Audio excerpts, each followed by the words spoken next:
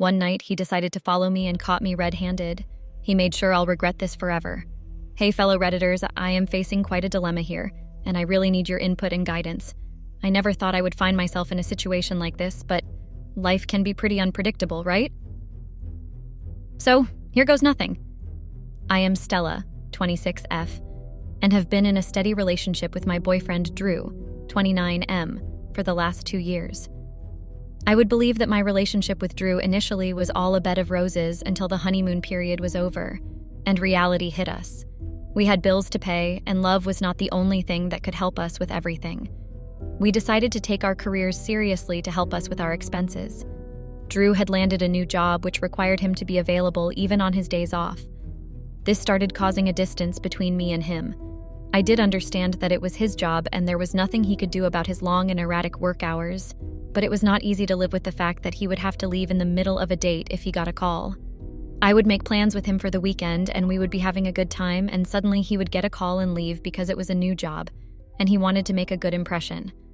Most of our plans of hanging out or spending quality time had been going down the drain ever since he got this job. There were times that I would feel that he should quit, but I am not going to lie. The money was great, so I never brought up the suggestion of him quitting. I had a decent job myself, which paid enough to pay for my own share of expenses. However, the money that came through his job would pay for all our extracurricular activities, such as going out to parties or movies or a mini weekend trip. We were planning to save enough money through Drew's job so that we could buy a new house and move into it. Our plan was that he would continue working at this company for the next 2 years, so that we save enough money for the down payment and furniture, and then think of finding a more stable job which had fixed work hours.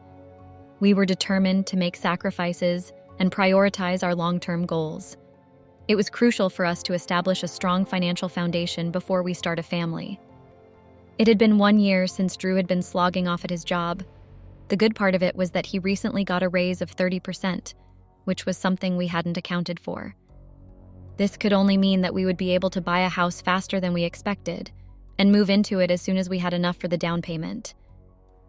Me and Drew sat down one day and were discussing our future when Drew told me that he would want to continue with his job since he would not be getting anywhere close to this amount of money if he switched jobs. I had no idea what exactly he did in his job, but I knew that he was just making up an excuse to not leave his current job because he must have gotten comfortable in it. I did not try to argue with him about it, but I was not very happy with this decision, as we had already decided that he would be leaving his job after 2 years. I did not share my concerns with Drew and decided to keep it to myself for now. I would be able to reason with him once I had a logical explanation or a better job offer for him. I decided to hunt for a job for him on my own and then talk to him about it. I was very disturbed since the conversation I had with Drew about not quitting. I wanted him to know that I had been feeling very lonely, as he being unavailable was playing with my mental happiness. The only hope I had was that it would all be over after a year, and now he throws a bomb at me about not quitting. It was stressing me out, so I decided to go out to divert my mind.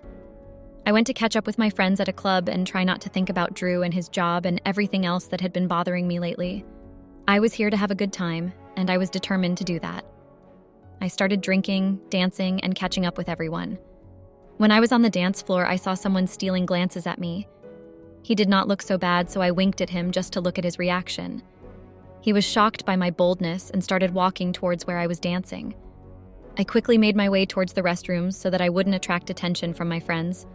As expected, he followed me, and once we were away from everyone's eyes, I checked him out from top to bottom and gave him an approving look. I don't know what came over me, because when he leaned over and kissed me, I actually enjoyed it. After the kiss, I quickly scanned our surroundings to see if any of my friends had witnessed this. All of my friends were good friends with Drew, and I knew that they were going to rat on me to Drew about it. I quickly grabbed his hand, took up my lipstick, and wrote down my number on his arm and went back to the dance floor.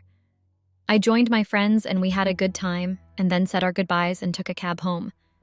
On the way home, I pulled out my phone to see a few messages from an unknown number. I opened them up and saw that they were from the guy that I had kissed earlier. He wanted to meet me tomorrow, if it was possible, at a place and time of my choice. I kept reading that message over and over and kept blushing like a schoolgirl who just received a text from her crush. It has been 6 months since I have been having an affair with Liam. He was sweet, cute, and always made time for me whenever I needed someone to talk to. Every day after work, I would meet up with Liam at a nearby cafe. We would have coffee and discuss our life plans. It all started very innocently, and I don't know how it escalated into a full-blown affair. Drew being away from home played a big deal in pushing me towards having an affair. I could see that my relationship with Drew was going nowhere as we hardly spoke to each other. On the other hand, Liam would listen to all my stupid problems and showed keen interest in everything that I would narrate to him. I could clearly see a stark difference between Drew and Liam and the way they treated me. It was the weekend, and as usual, Drew was not at home as he had some urgent work to finish. I took advantage of this opportunity and asked Liam to meet me at our usual spot. Liam told me that he had some family commitments, so he could only make it at night. I did not have any issues with that because I was very sure that Drew would not be back until tomorrow. I told Liam that we would be spending the night together. I got ready and went to the hotel and took the keys to our room. We always met at the same hotel and booked the same room to avoid any complications and running into people that might know us. I put on my sexy lingerie and waited for Liam to have a wonderful night together. After 10 minutes, there was a knock on the door and I knew that it would be Liam. I rushed to the door and opened it, hiding behind it so as not to reveal what I was wearing. He got inside and I closed the door behind him. I could tell that he was speechless when he noticed what I was wearing. I slowly lifted my head to look at his reaction, and I was shocked to see Drew in front of my eyes instead of Liam. I did not know how to react or what to say because there was no way out of this situation. I was caught red-handed, and I knew in that instant that I messed up big time. Drew had a mix of emotions in his eyes ranging from anger to sadness to disappointment. I could tell that he was hurt, as he was not expecting me to betray him this way. I stammered to try and get anything out of my mouth, but words wouldn't make their way out. He just left, and his eyes filled with tears kept dancing in front of my eyes. Every time I closed my eyes, I could see the look on his face, which was making it difficult for me to even think about what to do next. Liam came over after 30 minutes and was shocked to see me all teary-eyed and wrapped in the blanket. I hugged and cried inconsolably, telling him everything that had happened. He told me that it was all right and suggested that I should stay over in the hotel tonight. I could go back home tomorrow when Drew would be out for work and take my belongings and leave. I thought that was the best option we had so far and agreed to it. We slept at the hotel the entire night, forgetting about Drew and making love to each other. Liam told me that we were celebrating my freedom as I don't have to be scared of Drew finding out about the affair anymore. We got up the next morning and drove to the house. I did not see Drew's car, so I assumed that he might be at work, so I sneaked inside to pack my stuff. I unlocked the door and went straight to the bedroom and started to look for a bag where I could put in my stuff. As I was rummaging through my wardrobe, I saw Drew walk out of the toilet, so I froze. He came towards me, gave me a smile, and hugged me. To my surprise, Drew held my hand and walked me to the bed and asked me to sleep beside him. I did not know what to do, so I decided to play along. We both lied down, hugging each other, and he told me that he was sorry for making me feel lonely and not being available. He also said he would do anything that would make me happy, even if it meant leaving his job that paid for the maximum of our expenses. I was very surprised at his reaction because the Drew I know would have created havoc after he found out that his girlfriend was cheating on him. This was something unusual, but he looked so sincere when he was saying those words that I did not even once doubt him. In my head, I was making up my mind if I should stay with Drew or leave with Liam. Liam was unemployed and searching for a job, whereas Drew was well established and he had a ton of money. Though Drew was always busy with work and gave me little time, Liam was always available as he had nothing to do and nowhere to go. To be very honest, love is just not enough in the real world, as you need money to pay your bills, pay for your expenses, and also any kind of activities and hobbies that you would want to spend on. It was very clear in my head who I would want to stick with. I slowly pulled out my phone from under the sheets and sent a quick text to Liam that, "I'm very sorry. I truly love Drew and I cannot leave him." I also thanked him for keeping me company all the while when Drew was away, and I was grateful for the good times that we had shared. I told him not to contact me anymore, as I would want to try and build my relationship with Drew. I know that all you guys might be thinking that I am such a gold digger, but to be very frank, if you were in my position, you would have done the same, and I would not judge you for it. I put my phone away and hugged Drew tightly as if I was letting go of Liam and the affair behind me. We had a long and emotional conversation about trust, boundaries, and communication. We both acknowledged that what happened was unhealthy and recognized that we have both made mistakes in this relationship. We both wanted to work on these issues because deep down, we truly cared about each other. In a few months' time, we pooled in enough money to pay for the down payment. We leased the place we were living at and were packing up stuff to move into our new house. I was so excited about it, and the affair with Liam looked like it happened in a different era altogether. Life could not have been any better. When it was time to leave, Drew, as usual, got a call and asked me to go ahead and promise to join me for the unpacking. I kissed him and drove off enthusiastically, unable to wait moving into our new house. I went to the location and saw that there was an old broken-down house and the neighborhood looked quite shady. I was confident that we were in the wrong place. This was not the house that we had shortlisted. I tried calling Drew, but it kept reaching his voicemail. I asked the truck driver to contact his company as there had been a mistake in the address. He told me that he had double-checked and we were in the right place. He told me that he needed to unload and leave as he had other places to be.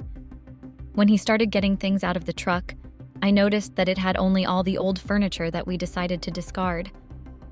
I called the movers to complain about the mix-up and that they had picked up the wrong items to be moved. It was of no help, and I had no choice but to wait for Drew to come and sort this out.